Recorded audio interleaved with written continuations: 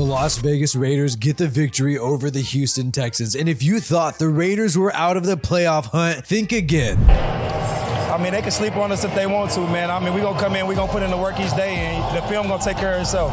You cannot sleep on the Raiders after seeing this amazing performance by Josh Jacobs. Josh Jacobs had 3 rushing touchdowns in this game. The last time he had 3 rushing touchdowns in a single game was against the Panthers in the first week of 2020. Josh Jacobs has also broken Marcus Allen's rushing record, the most rushing yards in his first 50 games in Raiders history. Here's what he had to say. Man, it's a blessing, man. All glory to God. I mean, I can't do it without my offensive line. Man, I've been working my butt off, man, to get here. And when you look at the Raiders' record here and you look at the stats of Josh Jacobs, there's one thing that you notice. Every time Josh Jacobs rushes for over 100 yards, the Raiders are in that game. The Raiders win that game. He beat the Broncos when he rushed for 143, beat the Texans today, and against the Chiefs, yes, the Raiders lost that game, but hey, it was one play away. The Raiders basically beat the Chiefs, right? Or maybe one flag away. And this is a great thing to see for Josh Jacobs, who had his 5th-year option decline this past offseason in May. And he could have folded. He could have been upset. He could have said,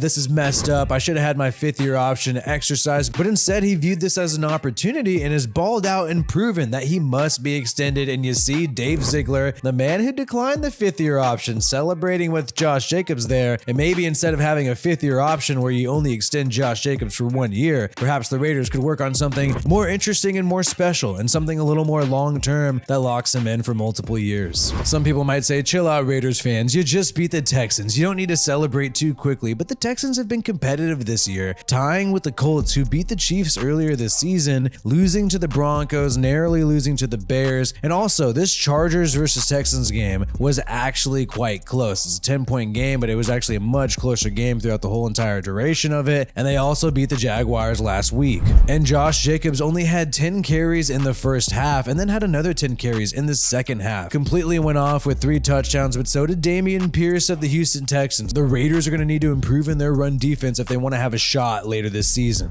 In terms of the Raiders offense, you saw a lot of Mac Hollins making this amazing catch to help the Raiders tie the game early in the first half. He actually led offensively with 56 snaps on the day. Hunter Renfrow, still working back, was questionable into this week with a hip injury, and you see him here only having 32 snaps on the day, but still picking up 3 catches and roughly over 50 yards. Another interesting thing here is you don't see Brandon Bolden on this list of offensive snap counts, but you do see Amir Abdullah, who was there on some passing downs, and Brandon Bolden was relegated to special teams most of the time. And Max Crosby was an absolute madman, getting tons of QB hits on Davis Mills throughout the game. But Patrick Graham decided to blitz early in this football game, which really cost the Raiders some crucial conversions and crucial points. Fortunately for the Raiders, it turned out well in the end, with Duran Harmon getting this game-sealing interception for a touchdown. But the Raiders are going to have to monitor and decide, should they blitz this much when you got QBs like Davis Mills who are able to make these completions when their hit is their thrown. And the Raiders were able to have some more interesting trick plays that actually worked this time, and you're seeing Moreau get a healthy chunk of yardage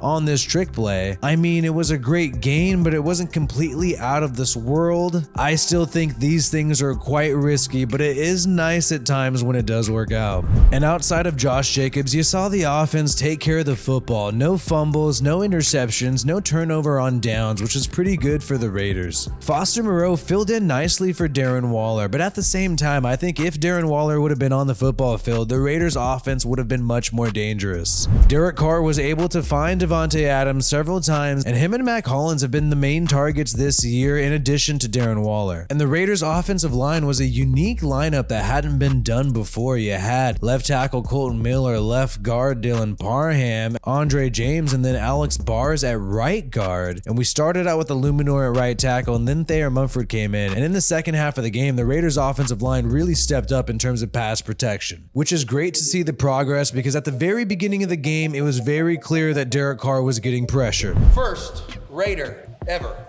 to have 3 consecutive games over 100 yards.